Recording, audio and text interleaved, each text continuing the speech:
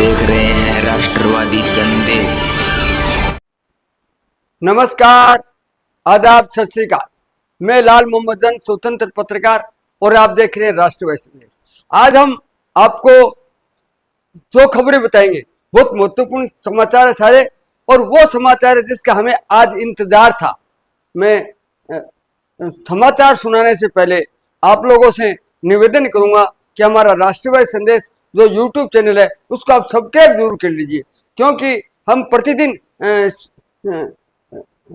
रात के 8 बजे के बाद आपको समाचार देते हैं।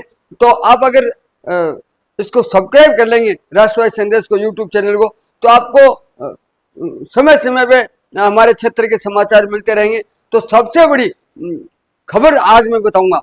सबसे बड़ी खबर यह है कि जो नगर निकाय और पंचायत चुनाव रुका हुआ था, हाई कोर्ट, सुप्रीम कोर्ट, कभी 15 अप्रैल, कभी 31 जुलाई, और ऐसे अनेक आए, लेकिन आज जो है निकाय चुनाव और पंचायत चुनाव का रास्ता साफ हो गया है। आज जो है ओबीसी आयोग ने जो मुख्यमंत्री भजन लाल शर्मा को ओबीसी की रिपोर्ट पेश कर दी है। जैसा कि हाई कोर्ट का आदेश था कि 5 अगस्त तक जो है आयोग जो है रिपोर्ट पेश करे, और इस रिपोर्ट के कारण से ही सरकार जो है बार बार ये कह रही थी कि हमें आयोग की रिपोर्ट आएगी तो हम जो पिछड़ा वर्ग है उसको लाभ देना चाहते हैं। तो अब आयोग की रिपोर्ट आ गई है। आज भजन लाल शर्मा अपने निवास स्थान पे उसमें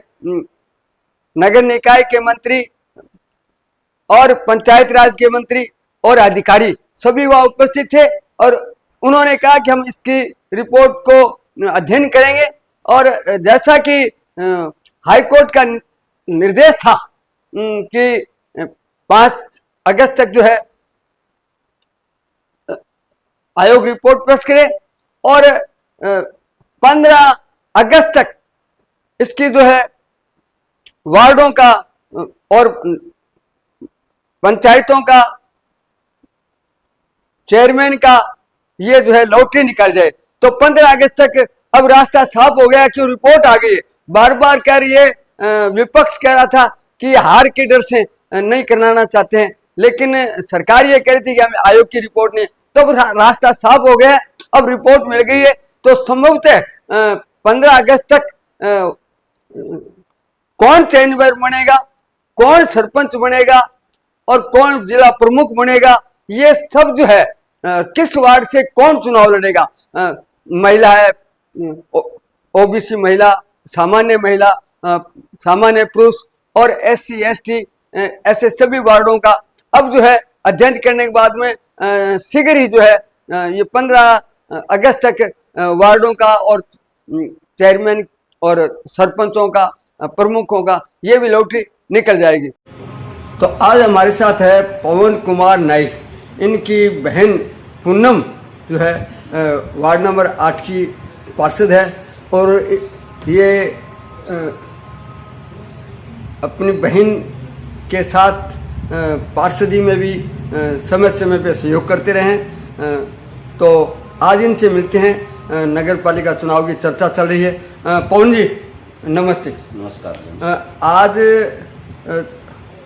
जो चुनाव का वातावरण बन रहा है नगर पालिका चुनाव के, और निश्चित है कि चुनाव लगभग अगले महीने हो जाएंगे सितंबर तक। तो क्या आप 8 नंबर के हो, और 8 नंबर की आपकी सिस्टर भी पार्षद रही है, अब आगे का आपका क्या सोच है? जन साहब, पहले तो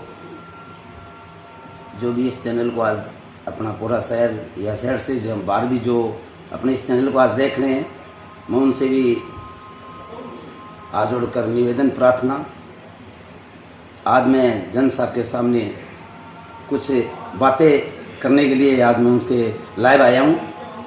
जन साहब, चुनाव की बात तो ये है, कभी चुनाव तो जनता चाहेगी ना वो लड़ेगा, जनता लड़ाएगी चुनाव, वार्ड लड़वाएगा। हम कौन होते चुनाव लड़ने? नहीं, आपका वार्ड अब वर्तमान में 6 में आ गया शायद आपका घर। देखो जन साहब, वार्ड चुनाव तो 40 में कहीं लड़ सकता है। परिसीमन होने के बाद में वार्ड आ गया 6, ठीक है। और जो मेरा पुराना घर है ना वो 8 में आ गया। अच्छा। तो ये मेरा वार्ड तो मैं 8 से ही है, तो हमारा वार्ड 8 ही है। पहले वो 5 नंबर वार्ड आपके था। 6 में भी है, 8 में भी, दोनों में। टोटल वार्ड पहले 5 नंबर था पुराना, डॉक्यूमेंट में कागजों में 5 नंबर ही है। तो आज वो परिसमन के कारण जो वार्ड छोटे छोटे हो गए ना, वो वार्ड आज बनकर भी 8 बन के है। मेरा जो घर है ना वो 6 में चला गया है, वार्ड नंबर 6 में चला गया है। तो अभी तो पता नहीं क्या होगा, लाठियाँ निकलेगी अभी तो यही पता नहीं कि सीट कौन सी आएगी, महिला आएगी या जेंट्स आएगी, ये भी पता नहीं है। ठीक है, तो अभी तो क्या बोल सकते हैं कि चुनाव एसटी भी आ सकती है। बिल्कुल बिल्कुल कुछ भी हो सकता है। एससी तो नहीं आएगी, लेकिन एसटी आ सकती है। आ सकती है। ओबीसी तो वार्ड, ओबीसी परिवार तो सारा ही है, हो सकता है सामान्य भी आ जाए, तो अधिकार तो सबका है चुनाव लड़ने का। अभी ये नहीं कह सकते हम चुनाव लड़ेंगे। तो आप पार्षद परिवार से हो। बिल्कुल। आपका 5 साल का कार्यकाल कैसा? 5 साल का तो जन साहब वार्ड ने सेवा करने का मौका दिया, और कुछ त्रुटियां रह भी गई होगी।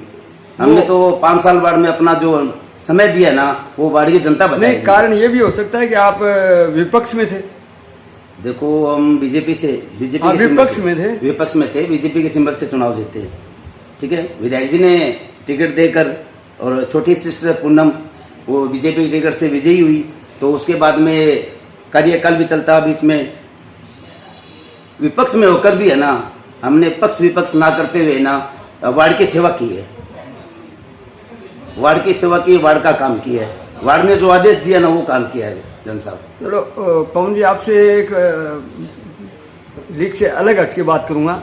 भादरा में एक चर्चा चलती है, वोटर बिकते हैं, बिल्कुल, पार्षद बिकते हैं। तो ये चेयरमैन, अभी पता नहीं कि सीधा चुनाव होगा या पार्षदों के द्वारा होगा, तो ये पैसे वाला परंपरा भादरा की कैसे लगती है आपको? मैं नहीं कहता जन साहब, नहीं, पैसे लेके वोट देखो, मैं पैसे के बारे में जन साहब आपको कुछ नहीं बोल सकता। नहीं, लोग कहते हैं हमारा पैसे ले लेते हैं, वोटर पहले पैसे ले लेते हैं। नहीं, वोटर तो लेते ही हैं पैसे। ये नहीं जन साहब, मैंने तो आपसे वार्ड से नहीं लिया। देखो, मैं तो मेरे वार्ड की बोल सकता हूँ, मेरे वार्ड परिवार की बोल सकता हूँ। नहीं, जैसे चर्चा चलता हूँ, मैंने तो नहीं सुनी है जन साहब। मैं तो ये बात नहीं बोल सकता कि भी पैसों से चुनाव लड़ा जाता है या वोटर पैसे लेते हैं। मैं नहीं ये कहता। अगर अच्छा योग्य उम्मीदवार हो तो बिना पैसे। जन साहब, चुनाव लड़ा जाता है अपनी मेहनत पे। अगर इंसान मेहनत करेगा ना, तो वहाँ पैसे बिल्कुल नहीं चाहिए। अगर बढ़िया आदमी हो, देखो, काम करने जनता चयन करती है, जनता चुनती है। ऐसा कोई भी है, मैं तो ये नहीं बोल सकता बाढ़ भी खाऊ है, हम नहीं बोल सकते किसी को भी। हमने किसी को पैसा दिया ही नहीं, हमारे पास खुद के पास पैसे नहीं है, तो हम दूसरों को पैसा क्या दे दें? बहुत बड़ी बात कही आपने कि हमारे पास खुद के पास पैसे नहीं, हम किसको खरीदें? बिल्कुल बिल्कुल, हम नहीं बोल सकते कि वार्ड परिवार ने हमें तो 5 साल पहले आशीर्वाद दिया था, और आशीर्वाद दिया था हमने, वो 5 साल बिल्कुल समर्पित होकर वार्ड को दिया है। अच्छा, सीधा चुनाव होना चाहिए या पार्षदों के द्वारा होना चाहिए? वो तो सरकार का काम है। सरकार अभी जो विधानसभा सत्र चलने वाला है, उसमें अंदर क्या रिपोर्ट आती है, क्या फैसला लेता है, कैबिनेट क्या फैसला लेती है। अगर सीधा होगा तो भाई कोई टेंशन नहीं है, अगर सीधा चुनाव होता है तो क्या दिक्कत है? सरकार जैसा अपनी मर्जी से। एक बार सीधा चुनाव हुआ था, आपकी भाभी चुनाव लड़ी थी, वो चाची लड़ी थी। वो एक बात, उसमें भी बहुत कम मार्जिन से हारे थे। सीधे चुनाव में भी आपने बिल्कुल जन साहब 23 वोटों से हारे। 23 वोटों से हारे, कोई बड़ी हार नहीं मानता हूँ। बिल्कुल, तो लगातार 3 योजना पहले चुनाव लड़े थे। चौथी योजना के अंदर आशीर्वाद बीजेपी की टिकट से मिला, उस सिंबल में चुनाव जीतकर और बिल समर्पित 5 साल दिए हैं जन साहब। तो भादरा की जनता को आप, भादरा की जनता को तो क्या कहना चाहते हो? भादरा की जनता का तो आशीर्वाद है। जैसे मेरी फेसबुक आईडी पे मैं चलता रहता हूँ पूरे दिन। अच्छा। ठीक है, तो मुझे यही सवाल होता है कि आप किस तरफ हो? तो मैंने तो ये बोला, जो मेरे वार्ड का जैसे कोई काम करता है ना, चाहे वो पक्ष में बैठा हो चाहे विपक्ष में बैठा हो, जो काम होगा उसकी तारीफ होगी जन साहब। बिल्कुल बिल्कुल, जो काम करेगा उसकी तारीफ होगी, जो काम नहीं करेगा उसके पहले आवाज उठाएंगे जन साहब।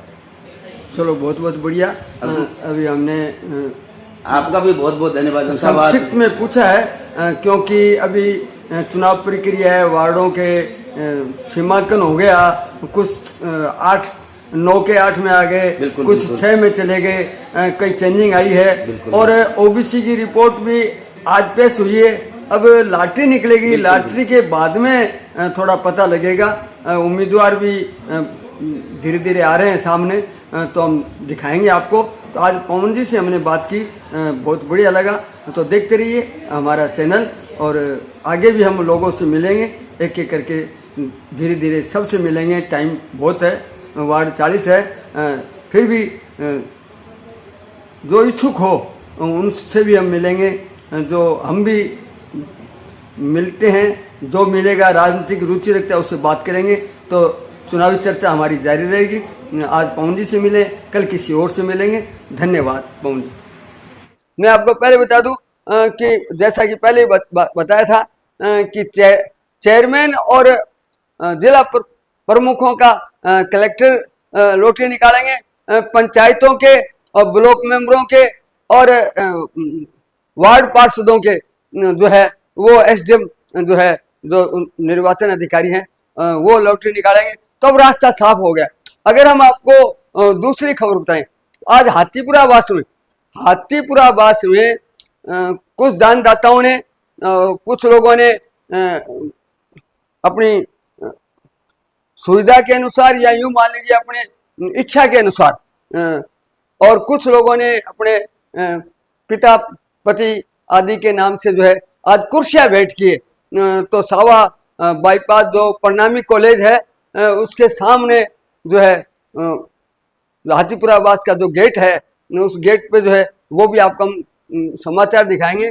तो पूरी खबर वो भी देखिए कि उन्होंने वो कुर्सियां भेंट की है, जो परमानेंट सीमेंट की कुर्सियां वो वहीं लगी रहेगी। तो ये है आज बहुत ही शुभ अवसर है हमारे यहाँ हाथीपुरा में सुधीर भारद्वाज मार्ग पर सार्वजनिक काम आने वाली कुर्सियाँ लगाई गई हैं और वार्ड के अंदर भी लगाई गई हैं। उनका आज शुभारंभ दिवस है। मैं सबसे पहले महंत शिल्पा जी को बहुत बहुत धन्यवाद देता हूं, उनका आभार व्यक्त करता हूं।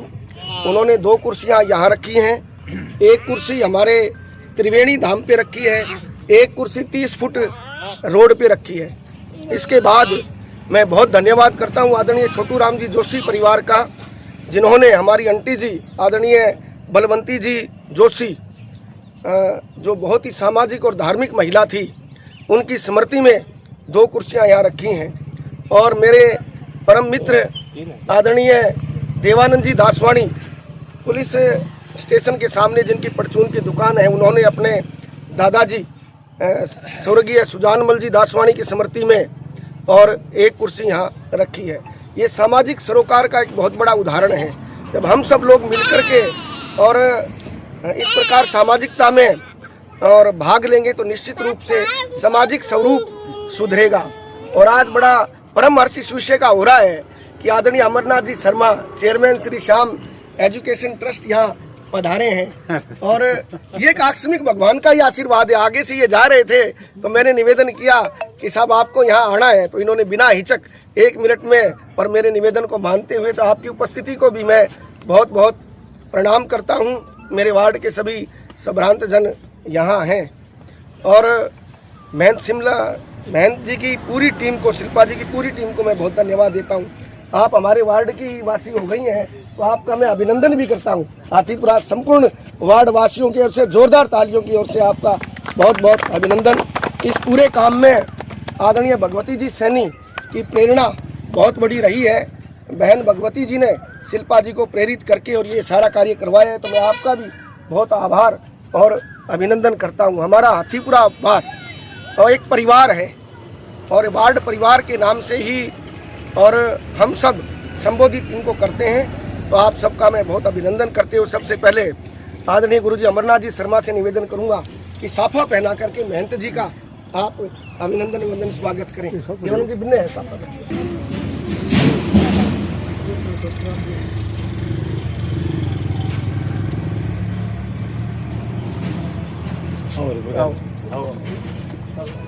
धन्यवाद आपका। आपने समाज के प्रति जितना ये कार्य किया इसके लिए बहुत ही अनुकरणीय मतलब वो है, बहुत बढ़िया।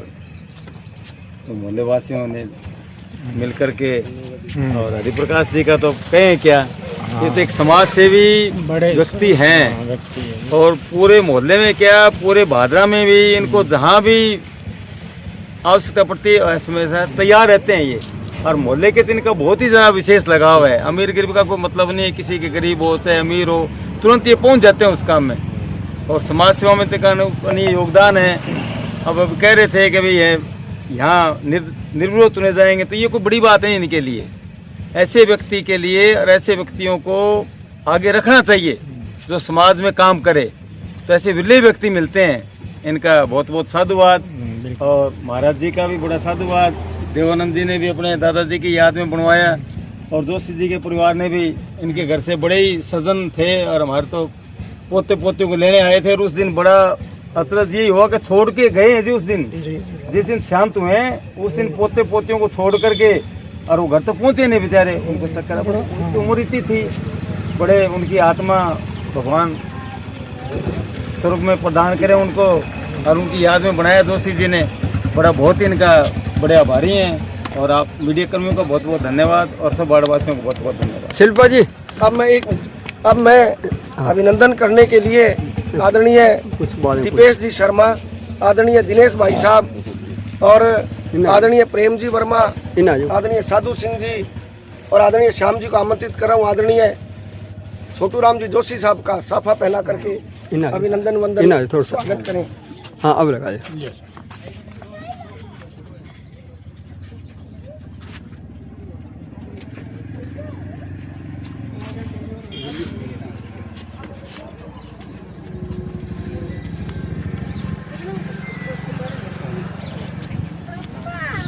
मैं अब निवेदन कर रहा हूं आदरणीय सुरेंद्र जी, आदरणीय राजेंद्र जी और आदरणीय डीपी जी वर्मा, आप आए और मेरे परम मित्र, मेरे बचपन के साथी, मेरे सुख दुख के साथी आदरणीय देवानंद जी का साफा पहनाकर अभिनंदन करें। आ जाओ राजेंद्र जी, आ जाओ। हाँ जी, आ जाओ शास्त्री, भगवान जी आ जाओ।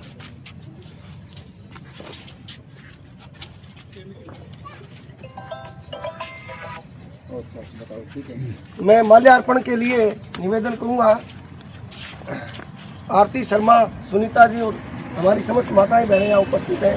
शिल्पा जी को माल्यार्पण करूंगा, अभिनंदन करें संयुक्त रूप से। फिर नहीं है सतवीर जी, नहीं हो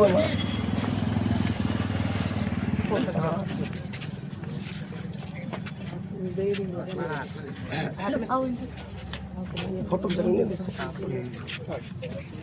देखियो, स्वामी देखो पिहा दो हम तो ना हाथ में ठीक है। चलो ठीक। मैं आदरणीय देवीलाल जी, और देवीलाल जी का भी बहुत बड़ा योगदान है। हमारे वार्ड में कोई सुख दुख हो तो देवीलाल जी हमेशा तैयार रहते हैं। और जिस प्रकार से मैंने बचपन से इनको देखा है, जब कोई दुख की घड़ी आती है, कोई स्वर्गवासी हो जाता है, तो अर्थी बांधने का काम से लेकर के दाह संस्कार तक देवीलाल जी का बहुत बड़ा योगदान रहता है। तो मैं आज आपको इस सार्वजनिक मंच से, क्योंकि ये पवित्र भूमि है, मैं आपका भी बहुत धन्यवाद करता हूँ। वहाँ पाए और छोटू लाल जी जोशी का माल्यार्पण कर अभिनंदन करें।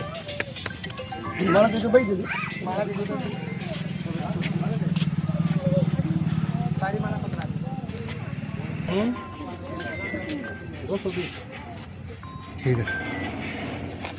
मैं आदरणीय योगेश जी शास्त्री से निवेदन करूंगा कि आप आएँ और देवानंद जी का माल्यार्पण कर अभिनंदन करें।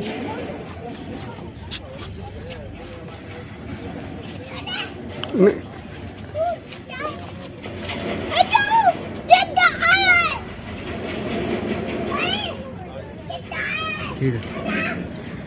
अब मैं आज के हमारे जो मुख्य अतिथि अमरनाथ जी शर्मा, तो मैं सबसे निवेदन करूंगा कि पटका पहना करके गुरुजी का हम अभिनंदन करें। कितने ही बच्चे आपके सानिध्य में पढ़कर बड़ी बड़ी पदों पर गए हैं, और आप इतनी बड़ी संस्था के मालिक हैं, आप में लेस मात्र भी अभिमान नहीं है। विद्या ददाति विनियम, विद्वान वही है जो विनम्र है। तो मैं आदरणीय अमरनाथ जी से निवेदन करूंगा, आ जाओ भाई साहब, और हम सब मिलकर के आपका अभिनंदन करें और ये सौभाग्य प्राप्त करें। मतलब आ जाओ, आओ अश्विनी जी, शास्त्री जी आओ, आओ साधु सिंह जी, ठीक है। आपका वार्डवासियों का सभी का बहुत बहुत धन्यवाद। आपने बहुत ज़्यादा मतलब बहुत बहुत सबका धन्यवाद।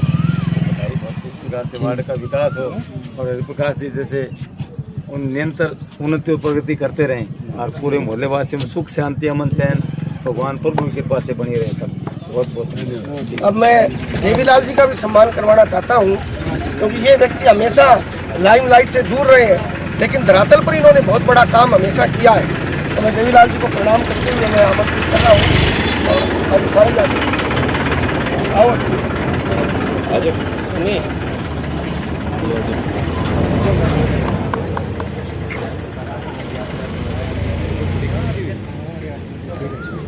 ओके शिल्पा जी बात। अब मैं शास्त्री जी से निवेदन हुआ स्वस्तिक चिन्ह बनाकर वैदिक मंत्रों बोल शिल्पा जी चल कर हमें टाइम लगेगा। स्वास्थ्य चिन्ह बना दे तो 1 मिनट लगेगी। नहीं यार 1 मिनट दुआ करेगा ना इतना शिल्पा जी इंटरव्यू ले लेनी। राइट ले ले एक साइड में आज का क्या कार्यक्रम है और इस कार्यक्रम के बारे में क्या कहना चाहिए?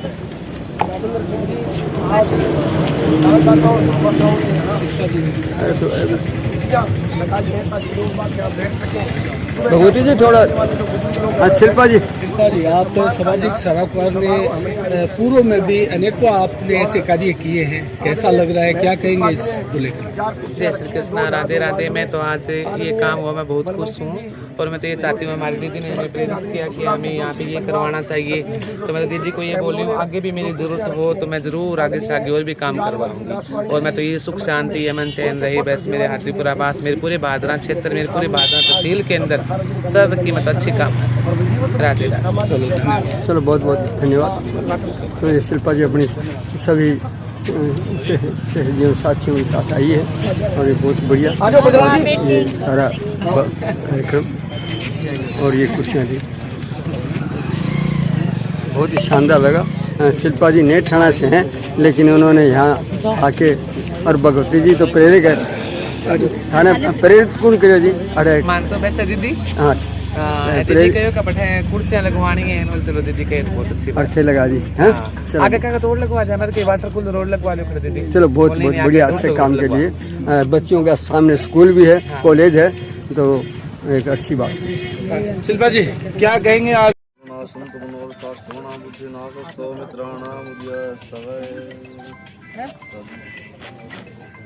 पुष्प वर्षा करते हो श्री कृष्ण कुशलम गौतम दाता बुजानाम सुखम निर्विघ्न नायकं दीनम भानु प्रताप पूजया संभूते गुणा निर्वृत्ति मतलब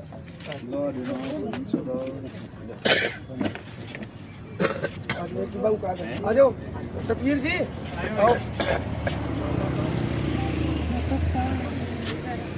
कोई नहीं वो एक लगा दिए कि एक ही बात है। तो आपने देखा इस प्रकार से जो है ये करीब 6 कुर्सियाँ हैं और भी हाथीपुरा वास में कुर्सियाँ रखी गई है, उनका मान सम्मान किया गया। तो ये कुर्सियाँ बहुत ही महत्वपूर्ण स्थान है क्योंकि ये यहाँ उधर से हाथीपुरा से आते हैं कॉलेज के लिए, तो इंतज़ार करने में उनमें बैठने के लिए बहुत बढ़िया व्यवस्था की है। और ये रोड भी जो है राजगढ़ सावा रोड बाईपास है, सावा बाईपास पे लाइटिंग भी हो गई है, रात्रि को इस पूरी लाइटिंग भी कर दी है, तो ये बहुत ही बढ़िया है। और यहाँ बैठने की व्यवस्था कर दी शिल्पा जी है और अन्य लोगों ने, तो सभी ने अपने कोई पिता के याद में, कोई किसी के याद में जो। इसके अलावा अगर हम तीसरी खबर बताएं तो वो है जो 22 वर्ष से गणेश युवा क्लब गणेश महोत्सव मनाती है, गणेश चतुर्थी तक, वो इस वर्ष नहीं मनाएगी। उसकी भी एक प्रेस कॉन्फ्रेंस हुई, वो भी आप उसका पूरा प्रेस कॉन्फ्रेंस देखिए। हाँ सर, आज की प्रेस कॉन्फ्रेंस करने का क्या तात्पर्य है? नमस्कार सभी को, जय श्री गणेश। आए हुए सभी पत्रकार बंधुओं का बहुत बहुत आभार श्री गणेश युवा क्लब की इस प्रेस वार्ता में शामिल होने के लिए। जैसा कि आप जानते हो, आने वाले अगले महीने की 14 तारीख से गणेश पूजा महोत्सव होने जा रहा है। हमारे कुछ मित्रगण, कुछ संस्था से संबंधित दानदाता और बहुत से सोशल मीडिया के माध्यम से, फ़ोन कॉल के माध्यम से लोग हमसे पूछ रहे हैं कि आप इस बार कार्यक्रम की क्या रूपरेखा है, क्या आपकी प्रणाली रहेगी, कैसे कार्यक्रम को आप करोगे। इसी विषय में ये प्रेस वार्ता रखी गई है। हमने कुछ दिनों से संस्था में कुछ वाद विवाद की परिस्थितियां, कुछ ऐसे संयोग हुए हैं जो कि नहीं होने चाहिए। विषय यही है कि इन सभी चीज़ों को देखते हुए अब की बार श्री गणेश युवा क्लब संस्था ने इस गणेश पूजा महोत्सव के आयोजन को नहीं करने का निर्णय लिया गया है। जी, सूचना आ रही है कि कोई और संगठन के जो कार्यकर्ता है वो श्री गणेश युवा क्लब के नाम से कोई कार्यक्रम करवा रहे हैं। देखिए दिनेश जी, ऐसा है कि ऐसी सूचना है, बाकी हमारे पास ऐसा कोई सूचना नहीं है। अगर करवा रहे हैं तो कोई दिक्कत नहीं है। भादरा में आपको पता है 3-4 कार्यक्रम पहले से हो रहे हैं, ठीक है। हम भी गणेश युवा क्लब के नाम से बाबा फूलदास जी की छतरी में कार्यक्रम करते आ रहे हैं पिछले 22 सालों से। अब की बार कुछ परिस्थितियां ऐसी हो गई जिसके कारण हम इस कार्यक्रम को नहीं कर पा रहे हैं, और जिसमें हमने पिछले कुछ दिनों से कुछ महीनों से आपने देखा होगा कि जो वाद विवाद की स्थिति है, कुछ लोगों की गलत मानसिकता के कारण और गलत बयानबाजी के कारण संस्था की जो शाख है उसको कहीं ना कहीं ठेस पहुंची है। हमारे सब लोग, जितने भी हमारे सदस्य हैं, हमारे पदाधिकारी हैं, सबके मन दुखी हैं और सबको आहत भी पहुंची है इन चीजों से। आपको पता है कि भादरा एक छोटा शहर है जी, और दानदाता बिल्कुल सीमित संख्या में भादरा में है। सीमित संख्या में दानदाता होने के कारण हमारी जो समाज के प्रति नैतिक जिम्मेवारी है कि हम उन पे अतिरिक्त बोझ भार न डालें। इसी चीज को देखते हुए हमने ये निर्णय लिया है कि 2026 में जो गणेश पूजा महोत्सव होने वाला है वो गणेश युवा क्लब संस्था इस बार आयोजन नहीं करेगी। यही कारण मुख्य है। तो सुनने में यह भी आ रहा है कि आपका जो संगठन है श्री गणेश युवा क्लब वो रजिस्टर्ड है जी, और उसी नाम से भी मतलब कोई सोशल मीडिया पे प्रचार प्रसार हो रहा है कि 23वां जो गणेश युवा महोत्सव गणेश महोत्सव है जो होने जा रहा है। जी देखिए, गणेश युवा क्लब 22 सालों से चलता आ रहा है। अब की बार ये संस्था है वो हमारे नाम से रजिस्टर्ड हुई है। वही जो गणेश पूजा महोत्सव जो नाम गणेश युवा क्लब जो नाम था उसी नाम से संस्था रजिस्टर्ड हो चुकी है। सहकारिता विभाग में रजिस्टर्ड है, अन्य विभागों में भी इसकी रजिस्ट्रेशन की कार्रवाई है वो जारी है। कार्यक्रम हो रहे हैं भादरा में, 2 कार्यक्रम हो रहे हैं, 4 कार्यक्रम हो रहे हैं, अच्छी बात है, सभी कार्यक्रम होने चाहिए। मेरी सबसे विनती है, नम्र निवेदन है हाथ जोड़ के कि आप कार्यक्रम कीजिए। हम ये चाह रहे हैं कि आज जो संस्था रजिस्टर्ड हुई है उसके प्रति हमारी काफी जिम्मेवारियां और जवाबदारियां होती है। अब जो रजिस्ट्रेशन हुआ है उसके हिसाब से शासन प्रशासन के हिसाब से भी हमारी जो जिम्मेवारी है वो बनती है जी। तो उस हिसाब से हमारी सबसे निवेदन है, जो भी संस्था कर रही है यहाँ पे कार्यक्रम भादरा में, सब संस्था अच्छा कार्यक्रम करे, हम भी उसमें सम्मिलित होंगे, कहीं कोई दिक्कत नहीं है। निवेदन ये है कि इसी नाम से, सेम नाम से, श्री गणेश युवा क्लब संस्था, इस नाम से कोई भी तरीके का कार्यक्रम अगर होता है तो वो उचित नहीं है। हम ये चाह रहे हैं कि इस नाम का उपयोग कोई और व्यक्ति ना करे, इसका दुरुपयोग ना हो। कल को कार्यक्रम के दौरान होना नहीं चाहिए, हम बिल्कुल नहीं चाहते कोई घटना, अप्रिय घटना या ऐसा कुछ होता है तो उसके लिए जवाबदार हम होते हैं। अगर ऐसा कोई काम करता है, हमारे नाम का यूज करता है, तो इसके लिए हमारी कोई जिम्मेवारी नहीं होगी। मैं फिर निवेदन करता हूं कि इस नाम का कोई भी यूज न करें और अपना जो कार्यक्रम है, देख आपको पता है कि कार्यक्रम तो 3-4 नामों से चल रहे हैं जी, और कार्यक्रम में ये नहीं होता कि ये गणेश युवा क्लब संस्था कर रही है, गणेश मंडल कर रहा है, समिति कर रही है, ये मायने नहीं रखता है। गणेश जी का कार्यक्रम हो रहा है ये मायने रखता है। तो कोई भी अन्य नाम से करेगा तो कोई दिक्कत नहीं है, हमारी शुभकामनाएं उनके साथ हैं। अब महाराष्ट्र में मोहल्ले मोहल्ले में होता है, क्या दिक्कत है? हाँ, कोई दिक्कत नहीं कोई है। दिक्कत नहीं है वो तो। राकेश जी, ये कार्यक्रम जो होने जा रहा है और इसके बारे में आप संबंधित विभाग को भी सूचना देंगे, कोई ज्ञापन वगैरह प्रशासन को भी, मतलब कि हमारे नाम का कहीं यूज न हो?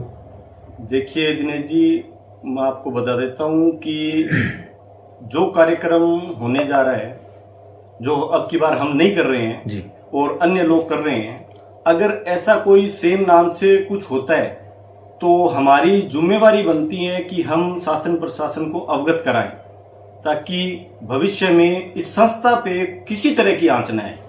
बस यही है बात।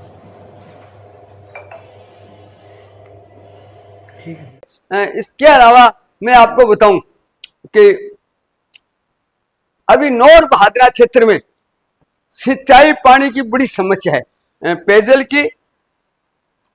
पेयजल की समस्या भी है, साथ साथ में सिंचाई की समस्या है। तो इस विषय को लेके हनुमानगढ़ में कल जो है हरियाणा क्षेत्र में सिंचाई एवं पेयजल हेतु अपेक्षित मात्रा में पानी प्राप्त नहीं होने के कारण जल संसाधन विभाग राजस्थान के अधिकारियों ने जो है हरियाणा के टोहना स्थित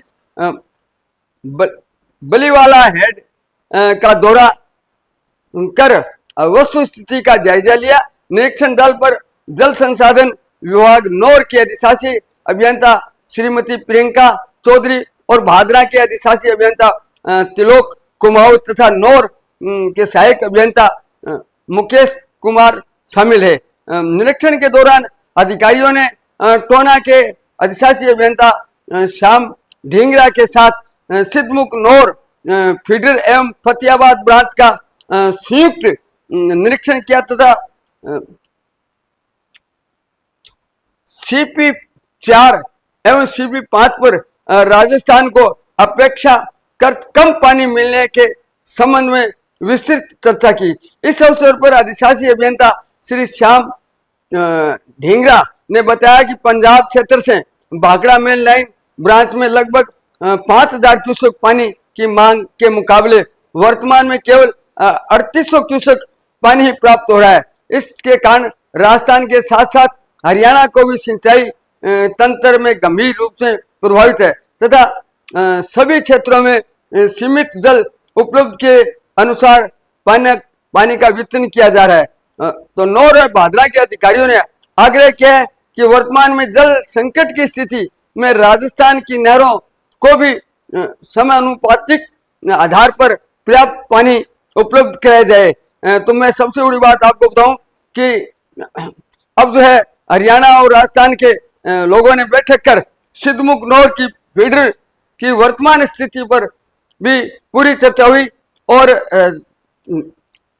ये तय हुआ है कि निर्धारित क्षमता 829 क्यूसेक के स्थान पर वर्तमान में केवल लगभग 550 क्यूसेक पानी प्राप्त हो रहा है। इस प्रकार भादरा के अधिशासी अभियंता तिलोक कुमार कुमाऊत ने अवगत कराया।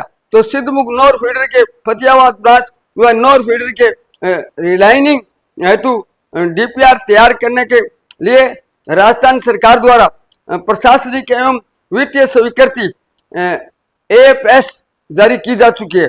DPR स्वीकृत होने के बाद फीडर की रिलाइनिंग का कार्य भी कराया जाएगा। इससे जो है क्षमता भी बढ़ेगी और भविष्य में नौर भादरा क्षेत्र को निर्धारित मात्रा में सिंचाई पानी भी मिलेगा। इसके अलावा मैं आपको बताऊं, आज जो है माकपा नेता बलवान पुनिया न्याय यात्रा के दौरान भिवानी में एक सभा की तथा ज्ञापन भी दिया। तो वो भी आज बड़ी चर्चा का विषय रहा। इस प्रकार से कामरेड बलवान पुनिया माकपा के लोगों के साथ मासूम हत्या के भी चर्चा में रही। नेठ राणा के मासूम की जो हत्या हुई थी, तो अभिषेक शर्मा की, तो उसकी भी बड़ी चर्चा रही, मांग रही। तो देखते रहिए राष्ट्रवादी संदेश, लाइक कीजिए, सब्सक्राइब कीजिए। मैं लाल मोहम्मद जैन, स्वतंत्र पत्रकार, फिर मिलूंगा आपको इसी समय नए समाचार साथ। जय हिंद, जय भारत।